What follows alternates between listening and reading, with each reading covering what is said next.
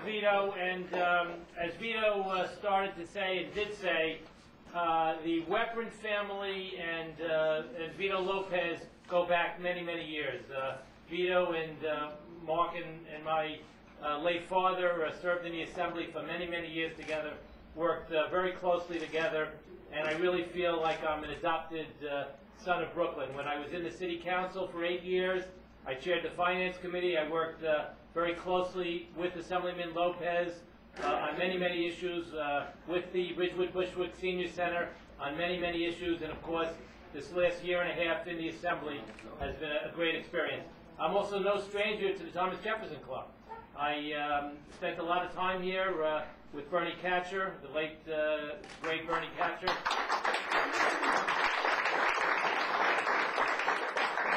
And Roberta Sherman, and of course Judge Sedio, Assemblyman Sedio. He's had a lot of jobs too, and he's continuing the great tradition of the Thomas Jefferson Club by really putting together one of the best political organizations in the city, and as you can see from all the signatures.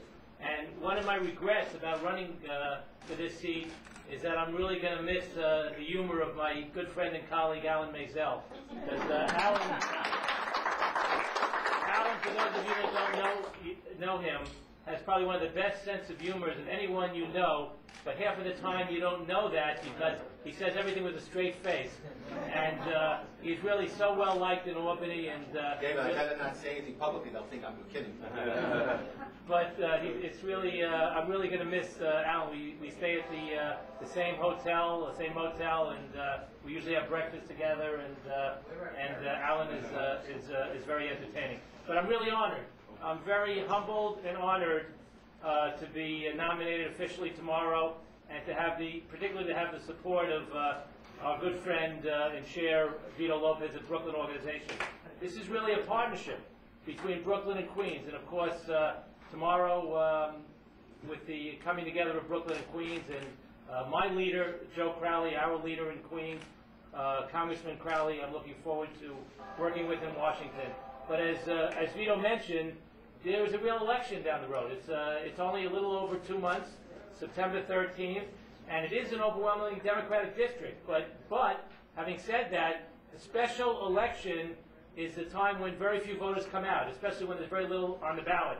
And there was an election up in Buffalo, and one of our Republican colleagues, Jane Corwin, very popular Republican in a very, very Republican district, and everybody was calling her a congresswoman. They all assumed she was a shoo-in, she couldn't lose, she's popular, she was well-liked, she was bright, intelligent, articulate, and it was a slam dunk. And sure enough, the Democrats came out. There were a couple of issues, Medicare in particular, what the Republicans were trying to do to privatize Medicare, and sure enough, Kathy Hochul, who was the Erie County clerk, ended up winning significantly in a very Republican district.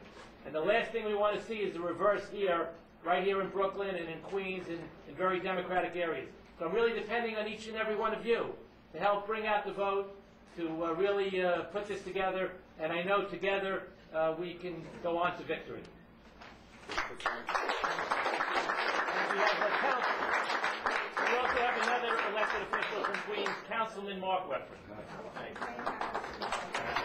David, I just want to wish you the best in this election. Let the race begin, and I can tell you, we're like Secretariat. You're going to be, you may start from behind, but we're going to be way up front at the end. Look forward to it. Thank you. Anybody have any questions for our candidate? Anybody have a question for the candidate? Or you can speak to them? Yes. Could you just talk about some of the votes that you might have taken either in the council or in the assembly and how that may play with voters, particularly things like the millionaire's tax and the same-sex marriage? Yeah, my colleagues in the assembly were strong supporters of keeping the millionaire's tax because there were a lot of significant cuts in this budget. We actually introduced a bill to continue the millionaire's tax in Albany because we thought that was fair. It was a surcharge that was in existence. It is set to expire at the end of this year. It has not expired yet. It wasn't a new tax, and when you're dealing with a $10 billion budget, we thought that was probably the fairest thing to do. It would have resulted in billions of dollars of revenue, and I think the voters, the middle-class voters of this district in Brooklyn and Queens will appreciate that. I did vote for marriage equality, civil marriage. I thought it was the right thing to do. I looked at it as a civil rights issue. I said this on the floor. I'm an observant Jew myself, and my children were married. I have 2 married children. I have a granddaughter, 2-week-old granddaughter.